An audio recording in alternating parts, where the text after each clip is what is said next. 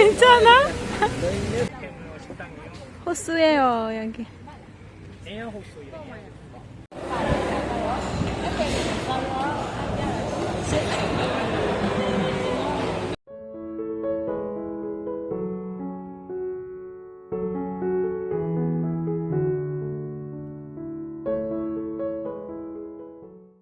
Shima ပြောခဲ့သလိုပဲကိုရီးယားအဲ့တဲ့တွေမြန်မာပြည်မှာလာလေတဲ့ချင်းတူတူရန်ကုန်သွားလိုက်ခဲ့တဲ့ဗီဒီယိုကိုပြန်လဲရှင်းလုပ်ပေးသွားမှာပဲဖြစ်ပါတယ်။ဒါကတော့အရန်ပဲများနေတဲ့ကြရာဖော်ဖြစ်ပါတယ်။ပြီးတော့ကျမတို့ဒီစွရက်မှာစုပြီးတော့မှเนาะစပြီးတော့မှထွက်ခွာပါတယ်။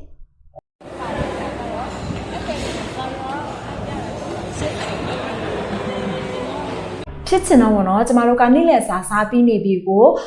သူတို့ကမြန်မာစာ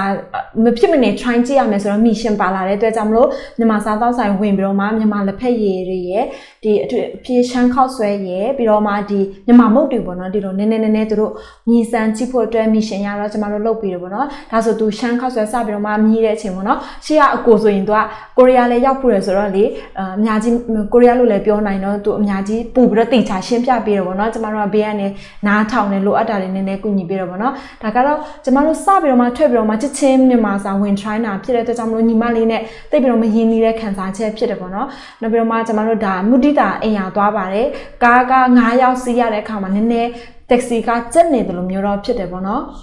대학교에서 한국인데 무디다 나와. 아니었어요. 저도 목사님 하려고요. မုဒိတာသွားရတဲ့အကြောင်းရင်းကမြန်မာလူမျိုးတွေဘယ်လိုနေထိုင်နေတာလဲဆိုပြီးတော့မှသွားပြီးတော့မှပြဖို့ပေါ့နော်အဲ့နဲ့ကျမတို့ site ကလည်း2စီး5ပြီးတော့မှ3ယောက်တစ်စီး2ယောက်တစ်စီးဒီလိုမျိုးနဲ့သွားပါတယ်ပြီးတော့ဒီမုဒိတာလမ်းမှာပဲမြန်မာဝတ်စုံလည်းရှိတယ်ဆိုတော့မြန်မာပစိုးရဲဒီမြန်မာထမင်းပေါ့နော်သူတို့ဝတ်ဖို့အတွက်ပေါ့နော် 괜찮아?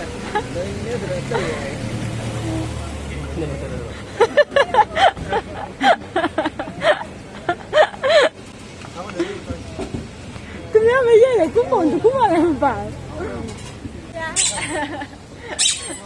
감사합니다. 네. အဲ့ဒါနဲ့ကျမတို့စိုက်ကထက်စီပြီးတော့မှအမှနည်းနည်းပပလေးလာပြီးတော့မှဒီအင်းများဖက်သွားမယ်ဆိုပြီးတော့မှပေါ့နော်ပြန်ပြီးတော့မှဆုံးဖြတ်လိုက်ပါတယ်ဒီမှာကကျတော့အဓိကစိုက်ကစီးတာရဲ့မြန်မာဒီပစိုးရဲ့ထမိန်ဝယ်တာကသူတို့အတွက်အတွေ့အကြုံတည်တစ်ခုဖြစ်သွားတာပေါ့နော်ဒါကတော့ကျမတို့ဒီအင်းများဖက်ကိုကူးဖို့အတွက်တက်စီစောင့်နေတဲ့အချိန်ဖြစ်ပါတယ်ခဏပြောခဲ့သလိုဟိုအကိုကျတော့လေတော်တော်ရှင်းပြနိုင်တယ်သူကိုယ်တိုင်ကလည်းဒီထိုးနဲ့ပတ်သက်ပြီးတော့မှလုပ်နေတာအတွက်ကြောင့်မလို့ပေါ့နော်ဒီအပိုင်းမှာသူအများကြီးကျွမ်းကျင်တယ်ပေါ့နော်သူကြောက်လဲဒီအခြေအနေကအများကြီးအဆင်ပြေတယ်လို့ပြောလို့ရပါတယ်ပြီးတော့ကျမတို့ကဘေးနာမှာနည်းနည်းပပကူညီပေးတော့ဗောနော်ဒါဆိုသူတို့2ယောက်ဆိုရင်ပစိုးဖွတ်တဲ့အမတ်တရသူတို့ကဒါအဖတွေဖြစ်တယ်ဗောနော်ပြီးတော့ဒါကြတော့ကျမတို့ဒီ selfie ဆွဲပါတယ်ဖြစ်ချင်တော့အမှကျမတက်စီလာတယ်လို့ထင်ပြီးတော့မှအဲ့လိုမျိုးရက်လိုက်တာဗောနော်ပြီးလည်းပြီးတော့တက်စီမရောက်သေးတာနဲ့ညီမလေးကိုနည်းနည်းအချိန်တော်လေးပို့ပြီးတော့နည်းနည်းရင်းနှီးလာပြီလို့ခံစားရတဲ့အချိန်ဖြစ်တယ်ပေါ့နော်ပြီးတော့တက်စီထက်စီပြီးတော့မှဒီအင်းများစိတ်လန်းဆိုပြေးဖက်ပေါ့နော်ဒါကဝင်နေတာဖြစ်ပါတယ်အချိန်ဆိုညီမလေးနဲ့အများကြီးရင်းနှီးလာတဲ့ဒါတွဲကြောက်မလို့ပေါ့နော်လက်တွေပါလေကန်စကားတွေပါလေပြောပြီးတော့မှအဆင်ပြေလာအဲ့လိုမျိုးတွေမေးတယ်ပေါ့နော်ပြီးတော့ယာတီဥတုကလည်း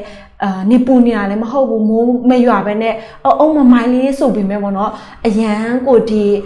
မြင်ကွင်းကလေအရန်လာတယ်လို့ခံစားရတယ်ပေါ့နော်ပြီးတော့ဒါကျတော့သူတို့ဗီဒီယိုရိုက်ပြရဖြစ်ပါတယ်စတက်ပုံလို့ထင်ပြီးတော့မှဗီဒီယိုရင်းဖြစ်နေတာပေါ့နော်ပြီးတော့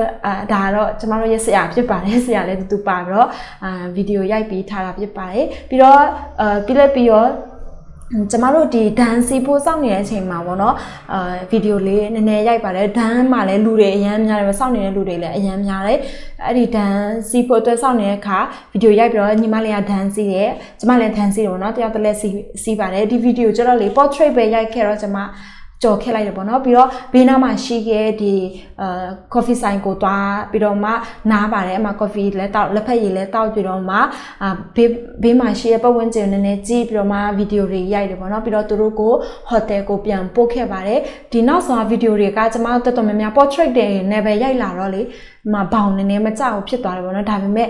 ကျမအတွက်လည်းတွေ့ကြုံဖြစ်ခဲ့တယ်လို့သူတို့အတွက်လည်းတွေ့ကြုံဖြစ်မယ်လို့ယုံကြည်ရပေါ့နော်အဆုံးထိကြည့်ပြီးတဲ့အတွက်အားလုံးကိုကျေးဇူးတင်ပါတယ်ရှင်